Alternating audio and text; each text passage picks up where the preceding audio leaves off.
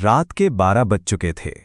गांव की सुनसान सड़क पर एक पुरानी हवेली खड़ी थी, जैसे सदियों से किसी का इंतजार कर रही हो।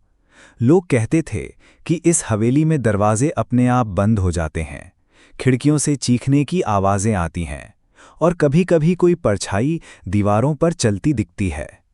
गांव के लोग सालों से इस हवेली से दूर रहते थे, लेकिन एक बात सबको अंदर तक डराती थी। हवेली की सबसे ऊपरी खिड़की में हर पूर्णिमा की रात कोई लड़की खड़ी दिखती थी, सफ़ेद कपड़ों में, उसकी आंखें लाल जलती हुई और होंठों पर अधूरी मुस्कान। लोग कहते हैं कि जिसने भी उस खिड़की से उसकी आंखों में झांक लिया, वो जिंदा नहीं बचा। लेकिन इस बार 4 दोस्त आरव, सिम्मी, करण और तान्या ने तय किया कि वो उस हवेली का राज जानकर ही रहेंगे। उन्हें अंदाज़ा भी नहीं था कि ये जिज्ञासा उन्हें ऐसी डरावनी सच्चाइयों तक ले जाएगी जिससे बाहर निकलना नामुमकिन है। आरव ने बाइक रोकी और हवेली की ओर देखा। बस यही है वो जगह, उसने कांपते स्वर में कहा। इतनी डरावनी तो लग भी नहीं रही, करण ने हंसते हुए कहा, लेकिन उसकी हंसी नकली थी। वो अंदर ही अंदर डर चुका था। सिम्मी ने धीरे से कहा, लोग सच कहते हैं, ये हवेली कभी भूतिया राजमहल थी। यहाँ की मालकिन महारानी रत्नमाला रहस्यमयी तरीके से मरी थी और उसके बाद से ये जगह शापित हो गई। तानिया ने मोबाइल निकाला और रिकॉर्डिंग चालू कर दी। आज की रात हम सब इस हवेली का सच कैमरे पर कैद करेंगे। जो लोग कहते हैं कि भूत प्रेत होते हैं, हम साबित करेंगे कि सब अफवाह है। लेकिन जैसे ही उसने कैमरा ऑन किया, स्क्रीन पर कुछ पल के लिए एक धुंधली परछाई दिखाई दी। तानिया ने घबराकर मोबाइल नीचे कर लिया। क्या हुआ? आरव ने पूछा। कका, कुछ नहीं, शायद रोशनी की वजह से गड़बड़ हुई होगी। चारों दोस्त धीरे धीरे हवेली के बड़े जंग लगे गेट के पास पहुंचे। गेट पर मोटी जंजीरें लटक रही थीं, लेकिन सबसे डरावनी बात यह थी कि जंजीरों पर अब भी ताज़ा खून के धब्बे थे। आरव ने बाइक रोकी और हवेली की ओर देखा। बस यही है वो जगह, उसने कांपते स्वर में कहा। इतनी डरावनी तो लग भी नहीं रही, करण ने हंसते हुए कहा, लेकिन उसकी हंसी नकली थी। वो अंदर ही अंदर डर चुका था। सिम्मी ने धीरे से कहा, लोग सच कहते हैं, ये हवेली कभी भूतिया राजमहल थी। यहाँ की मालकिन महारानी रत्नमाला रहस्यमयी तरीके से मरी थी और उसके बाद से ये जगह शापित हो गई। तानिया ने मोबाइल निकाला और रिकॉर्डिंग चालू कर दी। आज की रात हम सब इस हवेली का सच कैमरे पर कैद करेंगे। जो लोग कहते हैं कि भूत प्रेत होते हैं, हम साबित करेंगे कि सब अफवाह है। लेकिन जैसे ही उसने कैमरा ऑन किया, स्क्रीन पर कुछ पल के लिए एक धुंधली परछाई दिखाई दी। तानिया ने घबराकर मोबाइल नीचे कर लिया। क्या हुआ? आरव ने पूछा। कका, कुछ नहीं, शायद रोशनी की वजह से गड़बड़ हुई होगी। चारों दोस्त धीरे धीरे हवेली के बड़े जंग लगे गेट के पास पहुंचे। गेट पर मोटी जंजीरें लटक रही थीं, लेकिन सबसे डरावनी बात यह थी कि जंजीरों पर अब भी ताज़ा खून के धब्बे थे। गेट की जंजीरें खून से सनी हुई थीं। चारों दोस्त एक दूसरे का चेहरा देख रहे थे। हवा में अजीब सी ठंडक थी। ये खून ताज़ा है, अभी किसी ने डाला है। सिम्मी की आवाज़ कांप रही थी।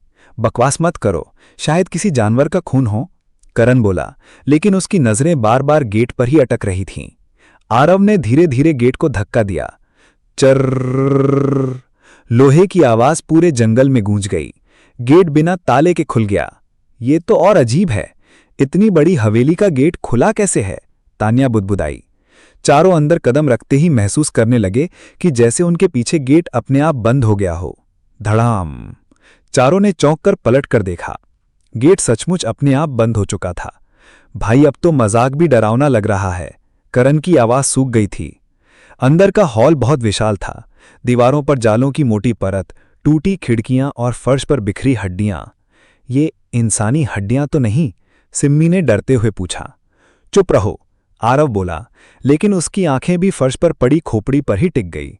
तानिया ने कैमरा ऑन किया और रिकॉर्डिंग शुरू की। स्क्रीन पर सब कुछ साफ दिख रहा था, लेकिन जब उसने कैमरे से हटकर असल में देखा, वो खोपड़ी वहां थी ही नहीं। ये कैसे हो सकता है? तानिया चीख पड़ी। क्या हुआ? आरव ने उसका कैमरा पकड़कर देखा। स्क्रीन पर खोपड़ी अब भी पड़ी थी, लेकिन फर्श बिल्कुल साफ था। इस हवेली में कुछ तो है, तानिया कांपते हुए बोली। चारों दोस्त हवेली के बीचों बीच पहुंचे। दीवार पर एक विशाल पेंटिंग टंगी थी। उसमें एक औरत थी, सफ़ेद साड़ी, लाल आंखें और चेहरे पर अजीब मुस्कान। ये तो वही है, वही औरत जिसकी कहानी गांव वाले सुनाते थे, महारानी रत्नमाला, सिम्मी ने धीरे से कहा। अचानक पेंटिंग की आंखें झपकी। चारों ने चीखते हुए पीछे हटना चाहा, लेकिन तभी हॉल की सारी मोमबत्तियां अपने आप जल उठीं। हवा में एक ठंडी आवाज गूंजी, तुम्हें यहां नहीं आना चाहिए था। मोमबत्तियों की लौ लाल हो गई, पेंटिंग से खून की बूंदें टपकने लगीं। करण डर के मारे गिर पड़ा। मैं यहां से भागना चाहता हूं। गेट बंद है बेवकूफ, हम बाहर नहीं निकल सकते, आरव चीखा। तभी पेंटिंग में बनी महारानी का चेहरा हिलने लगा और उसकी लाल आंखें सीधे तान्या पर टिक गईं। तान्या का शरीर अचानक जकड़ गया, उसकी सांसें तेज हो गईं। वो मुझे घूर रही है, वो मुझे अपने पास बुला रही है। तान्या पेंटिंग के सामने खड़ी कांप रही थी, उसकी आंखें लाल हो रही थीं, जैसे किसी और के काबू में आ गई हों। आरव ने झटके से उसे पकड़कर पीछे खींचा। होश में आ, ये सब तेरे दिमाग का धोखा है। तान्या अचानक चीख पड़ी और जमीन पर गिर पड़ी, उसकी सांसें भारी हो चुकी थीं। सिम्मी ने घबराकर उसके चेहरे पर पानी छिड़का। धीरे धीरे तान्या होश में आई, लेकिन उसकी आंखों में अब भी वही डर था। उसने मुझे बुलाया था, वो चाहती है कि मैं तहखाने में जाऊं। कौन बुला रहा है तुझे? तान्या ने धीरे से दीवार की ओर इशारा किया। पेंटिंग के नीचे एक पुराना लकड़ी का दरवाजा था, जिस पर लोहे की कीलें जड़ी थीं। इसी दरवाजे के पीछे। चारों दरवाजे के पास पहुंचे। उस पर गहरे नाखूनों के निशान बने थे, जैसे किसी ने अंदर से बाहर निकलने की कोशिश की हो। आरव ने हाथ बढ़ाकर दरवाजा छूना चाहा, तभी दरवाजा अचानक अपने आप हिलने लगा। ठक ठक ठक, जैसे अंदर से कोई जोर जोर से थपथपा रहा हो। ये तो पक्का किसी की आत्मा का काम है, सिम्मी ने पीछे हटते हुए कहा। अब वापस चलें, बहुत हो गया। लेकिन उसी वक्त तान्या के कैमरे में एक नई चीज कैद हुई। दरवाजे पर खून से लिखे शब्द दिखाई दिए, सच को उजागर करो, नहीं तो मरोगे। डर के बावजूद आरव ने दरवाजा धक्का देकर खोला। दरवाजे के पीछे एक अंधेरा रास्ता था, जो नीचे की ओर जाता था। सीढ़ियों पर हर जगह मिट्टी, जाले और टूटी हड्डियां पड़ी थीं। नीचे कुछ तो है, आरव ने टॉर्च ऑन करते हुए कहा। चारों सावधानी से सीढ़ियां उतरने लगे। जैसे जैसे वो नीचे जा रहे थे, हवा और भारी होती जा रही थी। ऐसा लग रहा था कि दीवारों से किसी की फुसफुसाहट सुनाई दे रही हो। क्या तुम सुन रहे हो? कोई मंत्र पढ़ रहा है, सिम्मी ने डरते हुए कहा। सचमुच गूंजती आवाज बार बार सुनाई दे रही थी। रक्त, बलि, अधूरी आत्मा। सीढ़ियां खत्म होते ही वो एक बड़े हॉल में पहुंचे। बीच में एक विशाल काला चौकोर पत्थर था, जिस पर लाल धब्बे थे, जैसे किसी की बलि दी गई हो। दीवारों पर दर्जनों कंकाल जंजीरों से बंधे लटक रहे थे।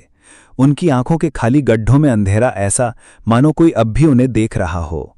ये सब इंसानी लाशें हैं, सिम्मी चीख पड़ी। तान्या कैमरा घुमाते हुए सब रिकॉर्ड कर रही थी, लेकिन स्क्रीन पर उसे कुछ और दिखा। कंकाल हिलने लगे थे, उनकी हड्डियां खड़खड़ाने लगी थीं। असल में खड़े होकर जब उसने देखा, सब स्थिर थे। ये कैमरा हमें सच दिखा रहा है, जो हमारी आंखें नहीं देख पा रहीं, तानिया बुदबुदाई। अचानक पत्थर पर रखी धूल हिली और एक पुराना तांबे का बक्सा बाहर आ गया। आरव ने हिम्मत करके बक्सा खोला। अंदर एक पुराना हस्तलिखित ग्रंथ था। उसमें लिखा था, महारानी रत्नमाला ने अमरता पाने के लिए काले तंत्र का सहारा लिया। उसने गांव की दर्जनों लड़कियों की बलि दी, लेकिन उसकी आत्मा अधूरी रह गई और वो इस हवेली में कैद हो गई। करण ने पन्ने पलटते हुए पढ़ा, जो कोई भी उसकी आत्मा को मुक्त करेगा, उसकी मौत निश्चित है। इतना पढ़ते ही अचानक पूरा तहखाना हिलने लगा। दीवारों से अजीब सी काली परछाइयां निकलने लगीं। हवा में वही ठंडी डरावनी आवाज गूंजी, तुम्हें मेरा सच नहीं पढ़ना चाहिए था। अचानक करण के पैरों के नीचे की जमीन धंस गई।